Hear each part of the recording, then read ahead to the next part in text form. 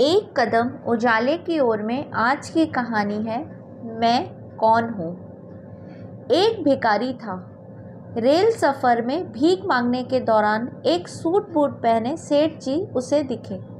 उसने सोचा कि यह व्यक्ति बहुत अमीर लगता है, इससे भीख मांगने पर यह मुझे ज़रूर अच्छे पैसे देगा।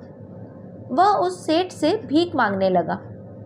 भिखारी को देखकर उस सेठ ने कहा, तुम हमेशा मांगते ही हो, क्या कभी किसी को कुछ देते भी हो? भिखारी बोला, साहब मैं तो भिखारी हूँ, हमेशा लोगों से मांगता ही रहता हूँ। मेरी इतनी औकात कहाँ कि किसी को कुछ दे सकूँ। सेठ जी बोले, जब किसी को कुछ दे नहीं सकते तो तुम्हें मांगने का भी कोई हक नहीं है। मैं एक व्यापारी हूँ और लेन देन में ही विश्वास करता हूँ। अगर तुम्हारे पास मुझे कुछ देने को हो तभी मैं तुम्हें बदले में कुछ दे सकता हूँ। तभी वह स्टेशन आ गया जहाँ उस सेठ को उतरना था। वह ट्रेन से उतरे और चले गए। इधर भिखारी सेठ की कही बात के बारे में सोचने लगा। सेठ के द्वारा कही गई बात उस भिखारी के दिल में उतर गई। वह सोचने लगा कि शायद मुझे भीख में अधिक पैसा इसलिए नहीं मिलता क्योंकि मैं उसके बदले में किसी को कुछ दे नहीं पाता हूँ। लेकिन मैं तो भिखारी हूँ, किसी को कुछ देने लायक भी नहीं हूँ। लेकिन कब तक मैं लोगों को बिना कुछ दिए केवल मांगता ही रहूँगा। बहुत सोचने के बाद भिखारी ने निर्णय किया कि जो भी व्यक्ति उसे भीख देगा तो उसके बदले में वह भी उस व्यक्ति को कुछ जरूर देगा। लेकिन उसके दिमाग में यह प्रश्न चल रहा था कि वह खुद भिखारी है तो भीख के बदले वह दूसरों को क्या दे सकता है। इस बात को सोचते हुए दिन भर गुजरा, लेकिन उसे अपने प्रश्न का कोई उत्तर नहीं मिला।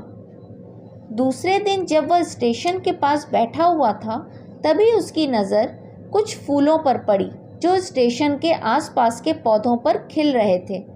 उसने सोचा, क्यों न मैं लोगों को भीख के बदले कुछ फूल दे दिया करूं। अपना यह विचार उसे बड़ा अच्छा लगा और उसने वहां से कुछ फूल तोड़ लिए।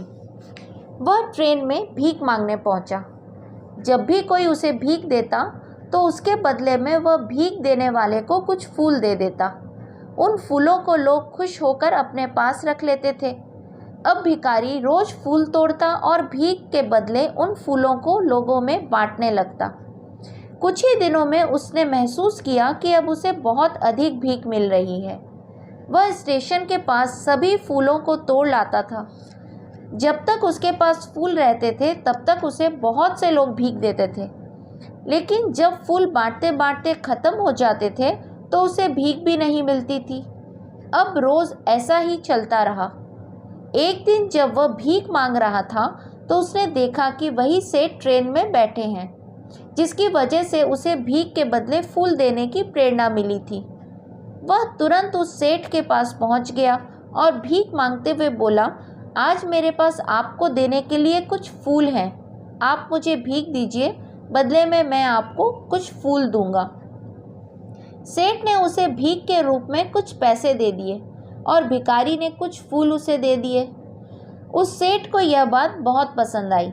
सेठ बोले, वाह क्या बात है, आज तो तुम भी मेरी तरह एक व्यापारी बन गए हो।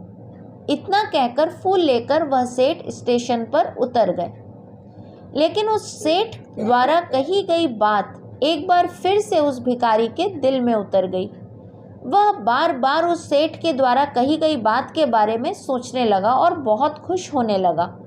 उसकी आंखें अब चमकने लगीं और उसने लगा कि अब उसके हाथ सफलता की वह चाबी लग गई है जिसके द्वारा वह अपने जीवन को बदल सकता है।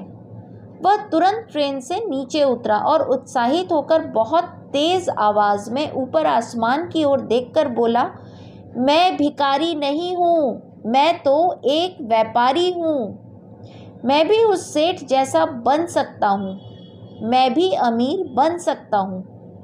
लोगों ने उसे देखा तो सोचा शायद यह भिखारी पागल हो गया है। अगले दिन से वह भिखारी उस स्टेशन पर फिर कभी नहीं दिखा।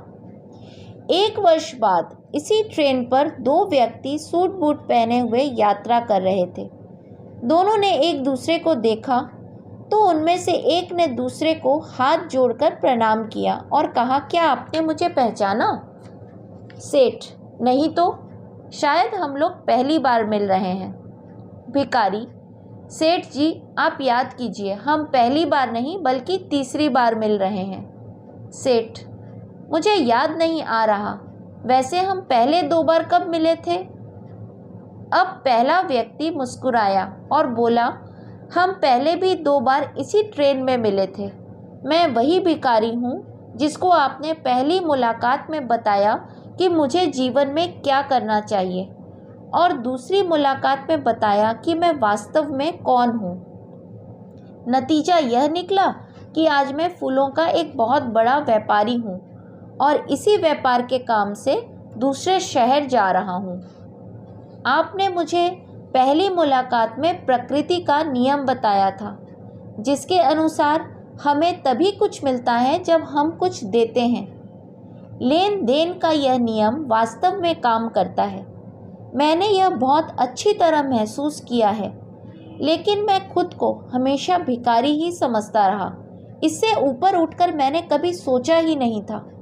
और जब आपसे मेरी दूसरी मुलाकात हुई तब आपने मुझे बताया कि मैं एक व्यापारी बन चुका हूँ। अब मैं समझ चुका था कि मैं वास्तव में एक भिखारी नहीं बल्कि व्यापारी बन चुका हूँ। समझ की ही तो बात है। भिखारी ने स्वयं को जब तक भिखारी समझा वह भिखारी रहा। उसने स्वयं को व्यापारी मान लिया, व्यापारी बन गया।